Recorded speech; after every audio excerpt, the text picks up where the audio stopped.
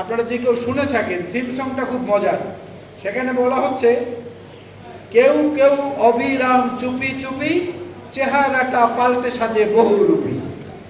এই বহুরূপীদের খপ্পরে পড়েছে এখন বাংলাদেশ। হাসিনা পতনের পরে হঠাৎ করে ছাত্র শিবির বের হলো, বলে আর ভাই উনি তো ছাত্রলীগ করতো 5 তারিখের আগে পর্যন্ত। বলে যে হ্যাঁ, আমরাই তো ওইখানে ছদ্মবেশে ছিলাম। এখন জামাত ইসলামের নেতৃত্বে যারা আছে, এখন বর্তমানে এই জামাত ইসলামের নেতৃত্বে যিনি আছেন 1 নম্বরে তিনি, যিনি আছেন 2 নম্বরে তিনি, যিনি আছেন সেক্রেটারি হিসাবে তিনি, 3 জনই কিন্তু জাতীয় সমাজতান্ত্রিক দলের প্রোডাক্ট।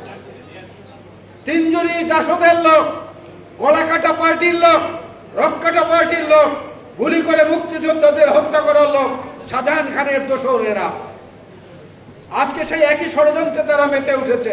তাদের আক্রমণের একমাত্র লক্ষ্যবস্তু হচ্ছে মুক্তিযুদ্ধের প্রকৃত ধারক এবং বাহক বিএনপি নামক শক্তিকে।